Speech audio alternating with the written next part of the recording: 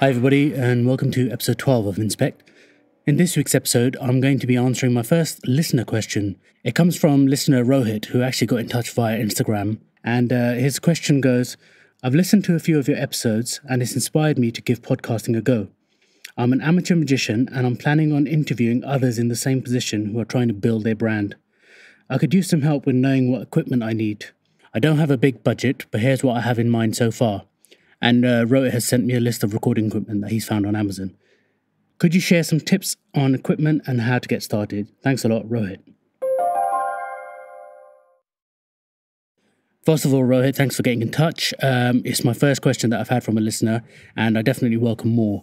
If you have any questions that you'd like me to attempt to answer, you can get in touch via the website, inspect.fm. There's a contact page on there which has details of how to get in touch. But yeah, back to the question. So, podcasting. Now, I'm fairly new to podcasting myself. Obviously, this is only episode 12. So this is not necessarily the right way, but this is my way, and it's a way, and there's plenty of ways of doing things. But the first thing I'd like to tackle is the question of why. Why do you actually want to do podcasting? Is it to learn a new skill? Is it to improve your speaking? Is it to make money? Is it to build a personal brand? In Rohit's case, it sounds like he wants to build his personal brand and obviously get to know other people who are in a similar position to him. But I think the most important question to ask first is why you want to do this, because it is time consuming, and it does take a lot of it does take commitment, and it does take a lot of effort to put an episode together. And also, why a podcast? Why not a blog? Why not a YouTube channel? Why not any other form of media where you can get your message out there? There's obviously a reason why you've chosen to go down the podcast route, which is great. But as long as you're clear with why you've chosen to do a podcast, that's probably the best place to start. My personal reason was to improve my public speaking. I have an ambition to one day present in front of a crowd at a conference or something like that, and also to improve my public speaking skills so that it helps with my career progression. And also, it just gives me an opportunity to speak to other people in the industry that are doing similar things to what I do. So that's my personal reason. And Rohit, I'm sure you've got your own reasons, and I think it's great that you've actually chosen to be proactive and find an outlet for what you're trying to achieve. So secondly is how do you go about doing it? Now, you mentioned that you're on a low budget, and that's absolutely fine. You can pretty much get started for free. You've probably already got all the equipment that you need to get started. All you need is a computer, and you need some form of microphone, and I would say a decent pair of headphones as well. In terms of software, all you need is something to record your audio and something where you can edit your audio, and that can all be done for free. So if we start with the hardware first. So in terms of hardware, like I said, you need a computer. I use a Mac. So I will give you my opinion from a Mac point of view, but there are obviously alternatives for Windows as well. So yeah, you've got your computer. Next, you need something to plug into it and something to record with. So you're going to need some sort of microphone. So something that you should already have, which most people probably have, is a headset which came with their smartphone. So this is going to be a pair of headphones which has a mic, an inline mic, which you can use to record. Now, you've probably used this to do some sort of video call, either via Skype or via Google Hangouts or FaceTime. And this just proves that you've got all the equipment necessary to record your voice via the microphone and hear your voice via the headphones. And that's all you need, really.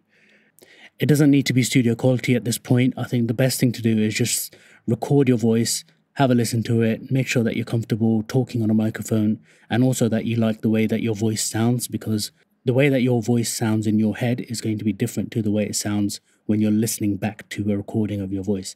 And you need to be comfortable with the sound of your voice on a recording. So that's definitely where I would start. If you are planning on spending some money on some equipment, I would recommend that you go for a microphone before anything else, because with a better microphone, you're likely to get a better recording, which means less post-production and less editing. The more time you can save later on, the better you'll be. I have a USB microphone. It's a Blue Yeti, and it's around about £120. There's a few different versions, so depending on which version you get of it. The one I have it's a white one, and it retails around about £100. I bought it second hand, so I got it for about £60. There's quite a few of those being sold second hand as well, so that's probably a good option. It's a USB microphone, so there's no need for an audio interface. You just plug it into your computer and you're ready to record. It comes with its own little table stand. You can plug your headphones directly into it so that you can monitor your audio. It has a mute switch, it has volume controls. It also has 4 different recording patterns, so you can have it in mono, in stereo. You can have it in cardioid mode, which basically means that it picks up the sound coming directly from the front of the microphone, or you can have it in omnidirectional, which means that it will pick up sound from all around. It is a condenser microphone, so it's very sensitive. It picks up a lot of background noise. So if you are going for a condenser microphone, I would recommend that you record in a very quiet area, or that you have measures in place to sort of deaden the sound in your room. If you don't have a USB mic and you have a standard mic with a jack on the end, either a normal TRS jack or with an XLR jack, the difference in those is the TRS jack is the type that you would see on headphones, and the XLR is the round one with 3 pins. If you have one of those on your mic, then you probably will need to get some sort of mic preamp. And basically the purpose of a preamp is a standard sort of dynamic microphone doesn't give out a very loud signal. And so if you were to plug that directly into a computer, you'd have to turn the record level up pretty high. And that would mean you pick up a lot of background noise in your room as well, which is harder to get out later on. By having a preamp, it would boost that signal before it gets to the computer, so you get a much louder and much cleaner sound. A preamp is pretty essential if you're using a dynamic microphone. You can get separate preamps, which are just USB powered, or you could get a small mixer, which has a preamp built into there. So those are your kind of 2 options. But for now, I'd just recommend getting a USB microphone. There's very little to set up. You don't need any extra equipment. You can just plug it in and off you go. So now when it comes to recording, you're going to need some recording software. So I'm going to be talking from mainly a Mac point of view, but some of these programs are available on Windows as well. Now, firstly, you can get some free software called Audacity, which is Audacity. This is available for Mac and for Windows, and it allows you to record multiple channels, so you can do multiple takes, and you can edit the audio, you can apply effects, and you can export in various different formats, as MP3, as a WAV, as an AIF. So it's a brilliant piece of software. It's completely free, and it should be all you need to get started. If you don't want to try Audacity, if you're on a Mac, you could also record directly into QuickTime. If you're on a Windows, you could probably use Windows Media Player to record your voice directly as well. But for the sake of downloading a piece of software for free, I would recommend trying out Audacity. If you are planning on investing a little bit of money, I would recommend trying out Logic. It's a brilliant piece of software which allows you to record multiple inputs all at once. You can sequence any background music you've got. It's got all the editing tools that you'd ever need. There's hundreds and hundreds of plugins available to edit your sound however you might want to do it. But like you said, you're on a small budget, so definitely start with Audacity. It's probably going to be enough to get you going. You also mentioned in your question that you're going to be interviewing others. So now you've got the issue of recording 2 people. Now, there's a few ways you can do this. It all depends on how you're doing the interview. So if you're doing the interview in person, then the easiest way is to just use a single microphone, and you can just record the interview in real time, passing the mic between you. The only issue with this is that you only have one input source. So if there are any issues between maybe the levels or the volume of both of your voices, and then you need to edit bits out, because both of those voices are going to be on one track, it makes it a lot harder to edit. So I wouldn't really recommend this. If you can connect 2 microphones, then you can both have your independent audio being recorded. And then when it comes to editing later on, you can just line up the 2 tracks and you can edit bits. You can edit them independently as you need to. However, it's not always possible to do interviews in person, so your more likely scenario is that you're going to be using either a Skype call or a Google Hangouts call to do the interview online. Now again, you've got a couple of options here. If you're interviewing someone who's also got a microphone and got some ability to record, then you can both independently record your own audio and sync it later on. If that's not possible, then you can actually record the audio coming from Skype as well. So that's the method that I use when I'm doing interviews. I use a piece of software called Soundflower, which is available for the Mac.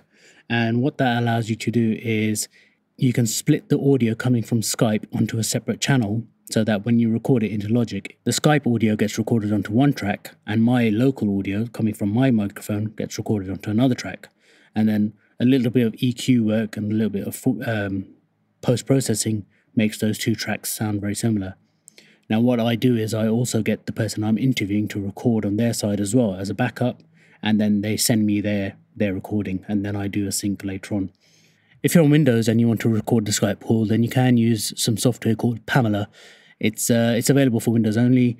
It's not free. It does come with a 30-day trial, but after that you do need to fork out around about 25 euros for it. So it's not that expensive either. I haven't tried it myself because I am on a Mac and I've got a free option available to me by Soundflower. But yeah, this is one of the options for Windows. There are quite a few different options out there, and you could just try them out and find the one that's right for you. So once you've got all your audio tracks recorded of yourself and your interviewee, then it's just a case of aligning those tracks in your audio editor, which would in this case be Audacity, editing out any mistakes, any coughing. You'll probably notice that there's no coughing in this podcast, but I've got a very dry throat at the moment, so I have been actually coughing a lot, but that's the magic of editing. And take out any other background noises that you don't want in there. And then to get your audio sounding nice, you're going to need to apply some compression and some EQing. But basically what compression does is it evens out the volume across your audio. So if you have maybe a sudden shout or something loud that's in the background, compression will just tame those loud sounds and stop your audio from clipping. It also just sort of boosts the volume of your audio as well. So if you have got a recording where the volume is a little bit low, generally a little bit of compression on there will make it sound a lot tighter. And then by applying some EQ, which is equalizer, you can basically just make it sound a bit more professional, get rid of any sort of bassy hum in the background or any sort of high-pitched noises, and just make it sound generally a bit more rounded and the way it's intended to. And basically, yeah, once you've got your audio sounding the way you like it, and you've done all your editing, maybe added some theme music, any sound effects, make it your own, do whatever you want with it. And once you're happy with that, you just need to save that. And then the next step is going to be publishing that. So when it comes to actually publishing a podcast, it all boils down to one thing, which is your RSS feed. An RSS feed is simply just a publishing format which has all the details of your podcast or of your news feed, whatever you're publishing. So it'll have the title of your episode, it'll have the length, the date it was published, any notes that go along with it, any artwork that goes along with it. For podcasts specifically, it tells you if it's got any explicit language in it as well. So there's all sorts of things that you can put into your RSS feed. And in order to create an RSS feed, you first need to publish your actual audio somewhere. Now, the easiest place to do this is probably going to be SoundCloud. It's completely free to start with. I think with the free account, you can have up to 3 hours of audio. So if your episodes are going to be around about 10 to 15 minutes long, you should be all right for quite a while before you need to start paying. If you're publishing sort of episodes around an hour, then obviously once you've hit 2 or 3 of those, you're going to be at your limit before you need to start paying. And then it's around about £70, £75 for the year. So again, it's not bank breaking, but it's a good way to start for free. Now, the beauty with SoundCloud is not only do they host your audio for free, they also create the RSS feed for you. And all you then need to do is take that RSS feed and publish it to iTunes or to wherever you're going to be publishing your podcast. So SoundCloud have a page on their website which has all the instructions of how to do this.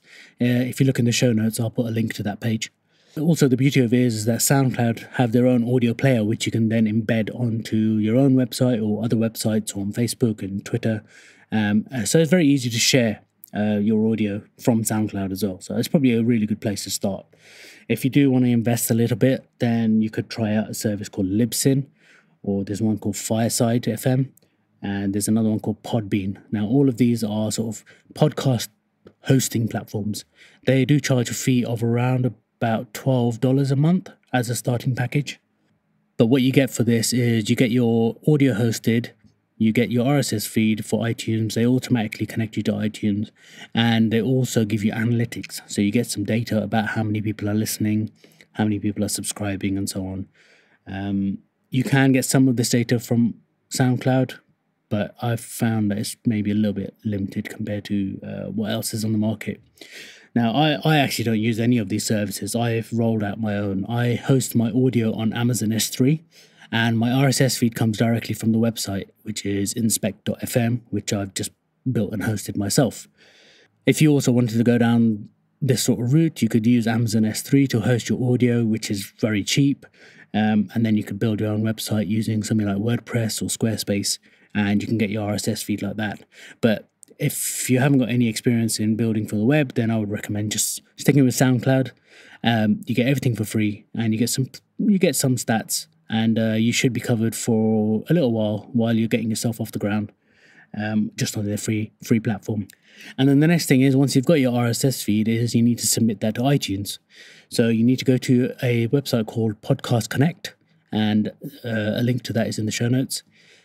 Sign in with an Apple ID. If you don't have one, you need to sign up for an Apple ID, and then submit your RSS feed, and Apple would then validate your feed. And as long as it's got no errors and it meets all the guidelines, you have a podcast live on iTunes, and it's as simple as that.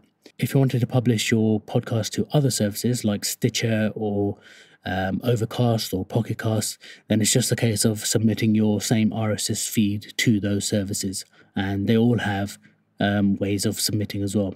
So I'll put some links in the show notes of how to submit to these various services. And that's pretty much it. You should now have a podcast live on iTunes and a few other platforms as well, if you choose.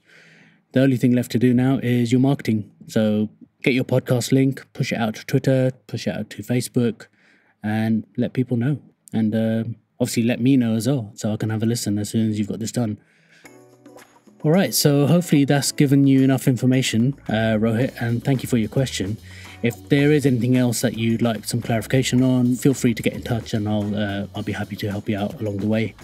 And if anyone else has any questions that they'd like me to answer, or anything else that they'd like to discuss, do get in touch like Rohit did. You can get in touch via Twitter at InspectFM, on Instagram, which is at inspect_FM. Someone's actually taken InspectFM on Instagram, but they're not using it. So if that's you, can I have it, please? Or you can get in touch via the website, which is inspect.fm. And you can find all the show notes for this episode and all the past episodes on the website, and links to all the ways that you can subscribe. So I'd recommend that you subscribe in iTunes, leave us a rating, leave us a review. It really helps other people discover the show. And obviously it will make me feel good as well. So I'd really appreciate if you could do that. Also, if you'd like to talk about this episode or any of the previous ones, you could do so in the Inspect Slack team. Just head over to inspect.fm/Slack, and there you'll find all the information on how to get an invite into the team. I'll be there, and you can ask questions. Hopefully you can build up a bit of a community around this podcast and get some conversations going and discuss some future episodes as well. So yeah, once again, go to inspect.fm/Slack to find out details about the Slack team. And yeah, other than that, I'd just like to say thank you for listening, and thank you once again to Rohit for his question, and I will catch you guys in the next episode. Bye.